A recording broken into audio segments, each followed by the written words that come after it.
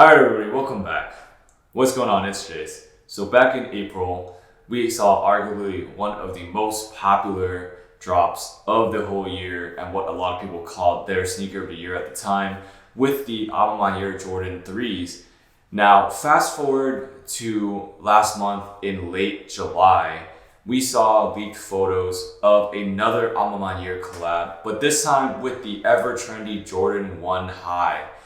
Now today, this is what I'm going to be covering: the design, the colors and materials of the A Ma Maniere Jordan 1. I'll be showcasing all of the leaked photos, and that's not all. I'll also be doing a bit of a comparative review slash preview because the Jordan 1s that are going to be coming out soon do have some reoccurring features and design that were showcased on the A Ma Maniere Jordan 3s, which I have here today. So please make sure you stick around for all that buttery B-roll and mini review as well. And at the end, I'm really curious, which one do you like more? So if all that sounds good to you, please make sure you destroy that like button for me and subscribe. It really does help me out and lets me know you're enjoying the content. And as always, if you're new to this channel, my name is Jace. I am a product designer that pretty much covers anything sneaker related on this channel. And I drop a new video every Thursday. So make sure that you stay tuned. Thank you so much. And I'll see you in a bit.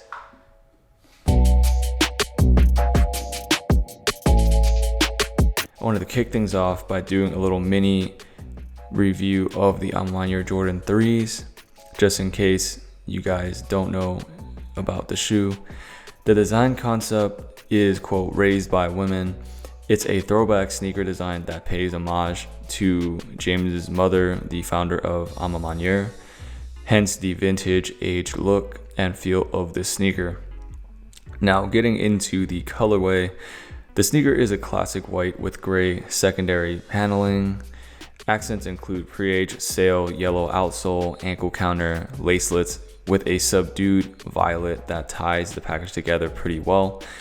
Now, one feature I don't see pointed out here often is going to be that raw edge on the leather panels of the upper. You'll notice that the hide is brown and not dyed like most sneakers are. Now, in terms of materials, the white panels are a nice textured full grain leather. What's interesting is that the leather is usually dyed completely, but as I mentioned earlier with the colors, the raw edges are actually exposed and showcase the original tan hide color.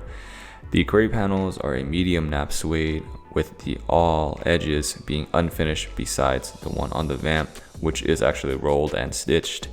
You got a nice quilted diamond pattern on the sock liner, which is plush and slippery. All right, so now moving on, this is what we're really talking about today. This is what we're interested in, right? The new.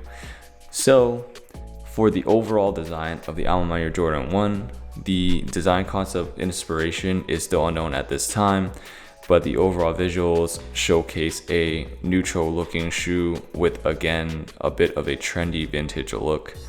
This time, instead of being accented with that really dull violet, it has much more intense colors.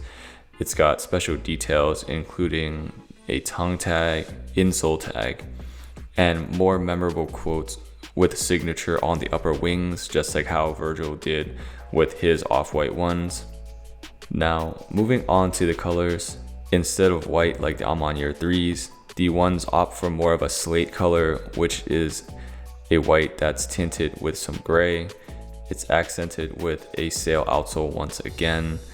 But the star of this show has got to be, for my wine drinkers out there, the Shiraz colored laces, swoosh wing logo, and ankle collar panels.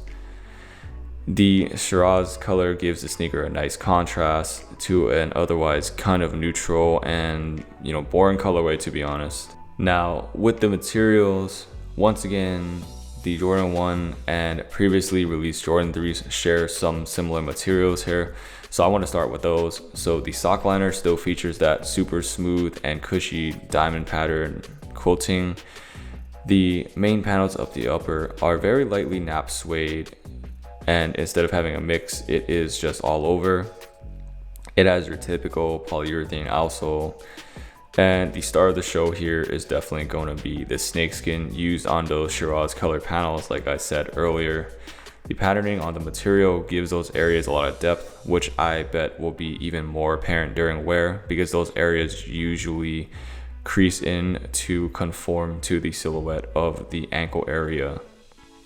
And finally, you have another nice little vintage look that I haven't seen on a lot of newer Jordans lately, which are going to be the metal crimped aglets on the laces. Now, the next thing I want to cover is going to be the price tag. So the threes came in at a $10 premium over the regular threes at $200. Now, with the special materials like the snakeskin on these Jordan 1s, I believe that these Jordans will most likely carry the traditional $20 premium price tag of $190, just like we saw on other popular collabs like the Union ones that featured nicer materials and more special designs. Now, finally, we get to the resale predictions. So Jordan 3s in general don't typically have a ton of resale, but with such a trendy colorway, the pre-sale of these were easily over $1,300 and dropped to an average of $350 to $500 depending on the size.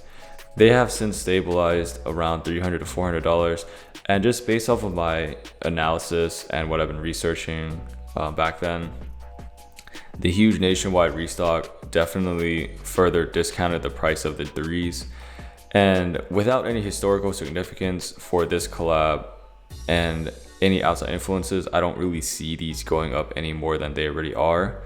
So now moving on to the new unreleased Jordan 1s, they aren't even listed on any of the sale sites yet. But I do believe that we will be seeing huge pre-sale prices on these again, just because of the ever trendy colorway, the pre-aging, and obviously Jordan 1s being so much more popular of a silhouette, even compared to the 3s, which are very popular in their own right.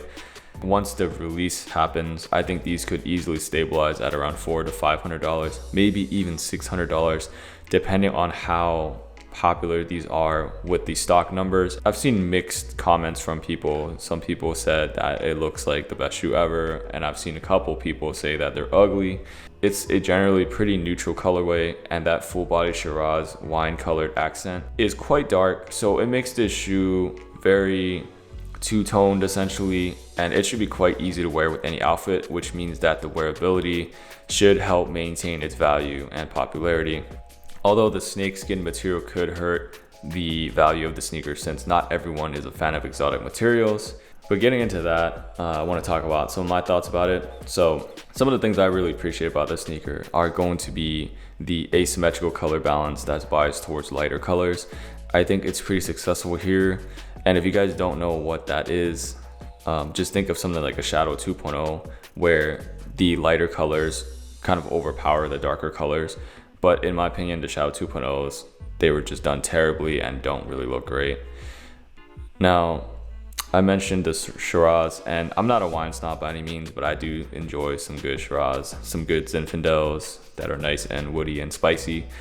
So I am partially biased towards that deep tone of violet that they use for the snakeskin. I absolutely think that color is nice and very pretty, right? So overall though, I think the concept is still a little played out for me, though. I don't really like pre-aged sneakers. If you want that pre-aged look, just wear your sneakers. However, I do like how James is almost creating these ones after the threes like they're in a sequential set. I love the overlapping design language and elements like that diamond quoting. In my book, that's great design and shows well thought out planning in the ideation phase for these sneaker designs. So I wouldn't be surprised if he had other sneakers in the works as well. I'd love to see something different, maybe like some 7s, or maybe, I don't know, maybe even some 11s or some 13s. That would be cool.